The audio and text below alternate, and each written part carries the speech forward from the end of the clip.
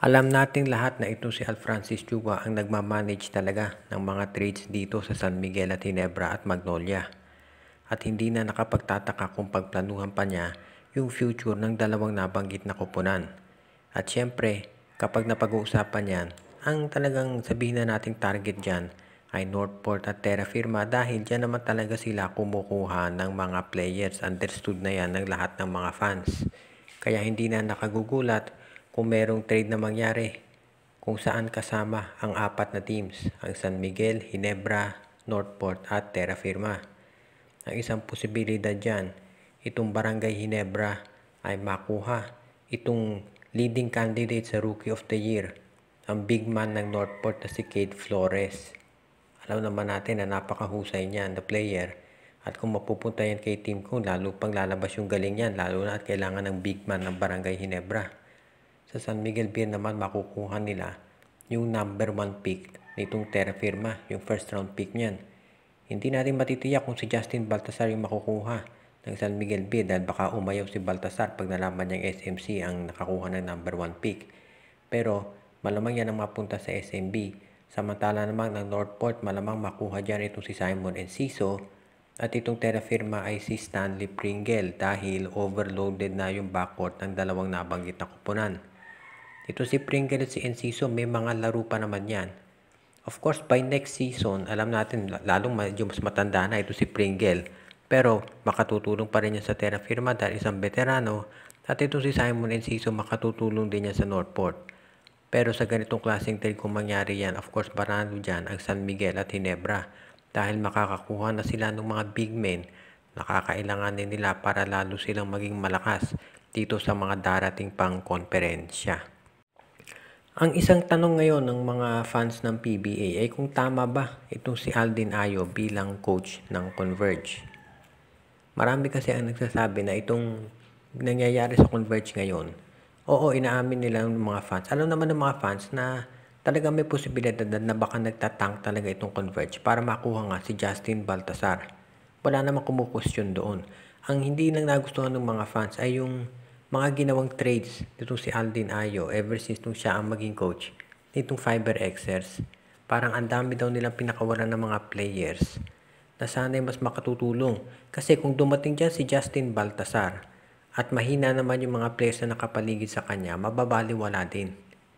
Kasi kung titignan daw yung mga players na nawala sa Converge, itong si Abu Tratter, si David Morel, si Tyrus Hill, itong si RK Ilagan, si Jeron Teng, si Maverick Hanmisi, Robbie Herndon, Alin Bulanadi, ang dami pang iba. Yun daw mga naging kapalit ng iba dyan ay hindi kasing husay nung pinakawalan nila. At yung iba nga katulad ni Maverick Hanmisi, itong si Taylor Brown at si Jeron Teng, wala namang kapalit. Basta binitawan ng Converge. Kaya syempre, ang nag-decide dyan ay yung management at of course yung coaching staff. So sabi nga nung iba, kahit mag-tank pa ang Converge para makuha itong si Justin Baltasar, unang-una walang garantiya na makukuha nila yan. Dahil sa nilalaro ng Blackwater, baka sila makakuha ng number 1 pick. So sa ngayon, masasabi rin natin na kahit man makuha ng FiberXS itong si Baltasar, hindi ibig niya sabihin automatic magiging contender sila. Dahil nga, ang daming magagaling na players na pinakawalan ditong si Coach Aldin Ayo. So tignan natin kung ano nga ang magiging resulta nito. Ang pinakamasamang magiging resulta nito sa Converge, kung hindi nila makuha yung number 1 pick sa susunod na draft, mababaliwala yung mga naging efforts nila ngayon. Dahil maganda ang pinapakita nitong Phoenix Jewel Masters, mukhang wala silang balak na pumasok sa kahit anumang trade para makuha ng ibang teams yung mga players nilang mahuhusay. Mukhang sa ngayon ang Phoenix ay determinado na kalimutan muna yung mga issues na bumabalabag dito sa kumpanya na kanilang, of course, na may-ari itong si Dennis Uy ay mukhang kinalimutan muna yan ng Phoenix at sila ngayon ay nakafocus dito sa pagpapanalo sa Commissioner's Cup.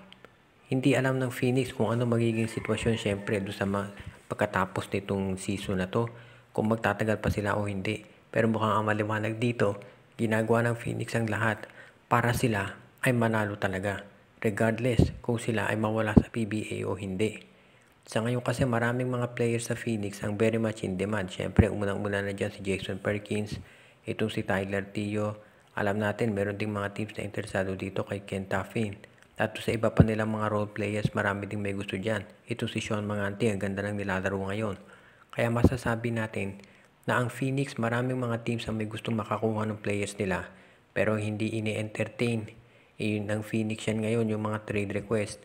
Dahil ang ganda ng nilalaro nila at ayaw nilang galawin yung kanilang lineup, parang Magnolia.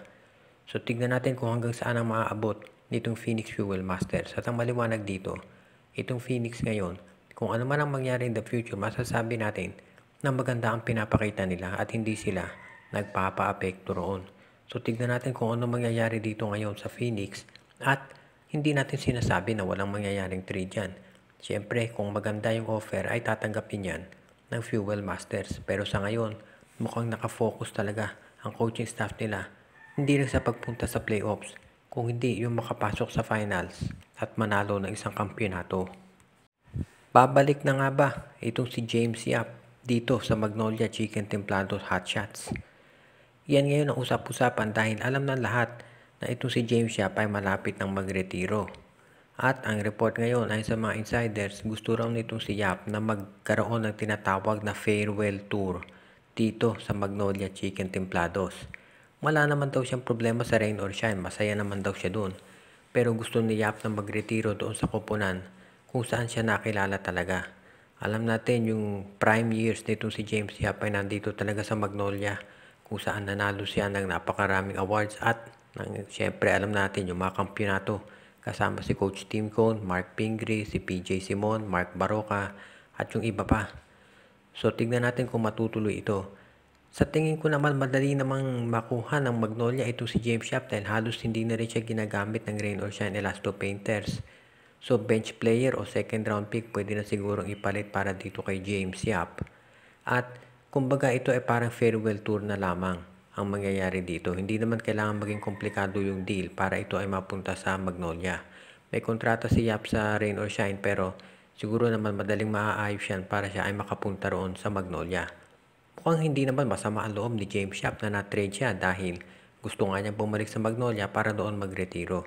So tignan natin kung ano mangyayari dito pero para sa akin, maganda nga kung dito mapunta si James Yap sa Magnolia para makapagretiro siya nang maayos na rin. Siyempre mare-retire yung number niya dyan.